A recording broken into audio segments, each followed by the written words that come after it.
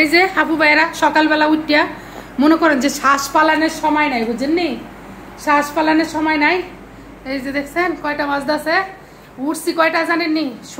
6টার সময় উঠছি, আজকে 6টায় উঠছি। আর এই দিক দিয়ে মনে করেন যে শ্বাস পালানোর সময় নাই, কি জানেননি?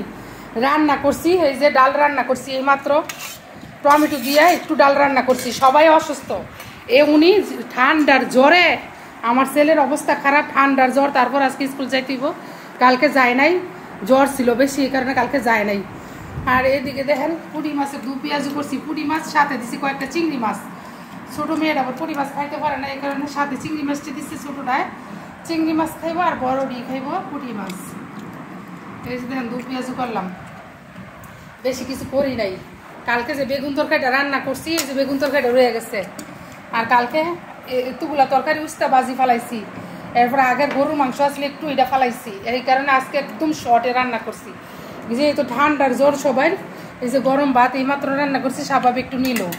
এই যে শাবাব কালকে সারাদিন গেছে, ভাত খায় নাই, বাসায় ছিল, স্কুলও যাইতে পারছে না কালকে। কালকে কিন্তু শাবাবের বন্ধ গেছে না, তারপরেও স্কুলে যাইতে পারছে না, বন্ধ দিছে স্কুল।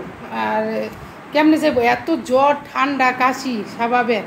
সাইবারও জ্বর, সাইবা ওই যে ঘুমায় রয়েছে, জ্বরে লেগে উঠতে পারতেছে না। সাবিহার জ্বর ছিল এতদিন, আজকে 2 দিন, কালকে আর আজকে মনে হয় 2 দিন ধরে একটু ভালো আছে। এতগুলা সিরাপাইনা খাওয়াইছি, এই অবস্থা যাইতেছে। আপু ভাইয়েরা সারাক্ষণ মনে করেন যে রুগীর খেজমত করতে করতে আর বাসার খেজমত করতে করতে আমার অবস্থা শেষ।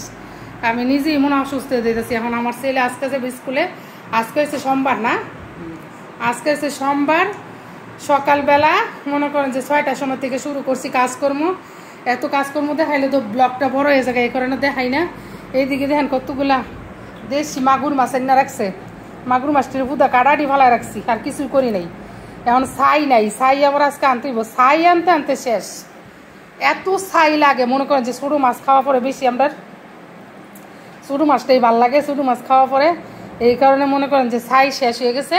ছাই আবার আইনে এরপর পাটার মধ্যে লইয়া ইচ্ছা মতো ডইলা চকচকা করবো। এখন ফ্রিজে রেখে দিব, কয়েকটা খোলানি দিচ্ছি, দিয়ে সেরা শিং মাছ, এটি বলে দেশি শিং, দেশি মাগুর, ওই জন্যে এই যে দেশি শিং, দেশি মাগুর। এখন কয়েকটা খোলানি দিয়ে আর কাটাটি ফালায় রেখে দিচ্ছি, এরপর পাটার মধ্যে ডইলাম ছাই দিয়া। হ্যাঁ তাড়াতাড়ি বসো, আসো।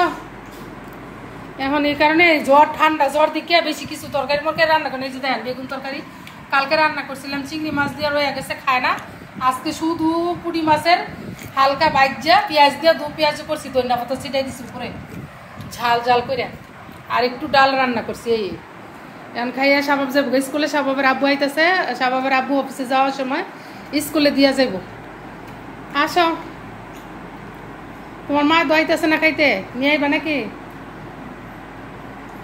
এখন এই অবস্থায় যাইতেছে সারাক্ষণ, বুঝছেন? রুগীর আর খেজমত আর বাসার খেজমত করতে করতে আমি নিজেই রুগী হয়ে যেতেছি গা। শাবাবের এমন ঠান্ডা লাগছে, যেমনে কাশি এমনি অবস্থা খারাপ, ঠান্ডা একবারে। এখন আসা শাবাব, তোমার আব্বুর চেয়ারটা ছেড়ে তো, তুমি ওইটা যাও।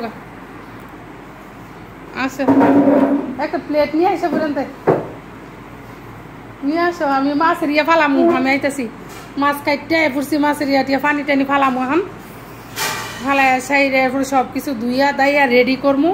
ওনাদের ওই যে বাপ ছেলে খাইতে বসে যাবো। এখন টুনি নিয়ে আসো, টুনি তো এই ঠান্ডা জ্বর সারছে পর থেকে আর ভাত খায় না, কতদিন ধরে মনে হয় সাবিয়া ভাত খায় না, খালি কেক একটু খায়, একটু চকলেট খায়, আর খালি চিকলা চিকলি করে। জ্বরটা সারছে পর থেকে প্যান প্যান প্যান প্যান করে বেশি।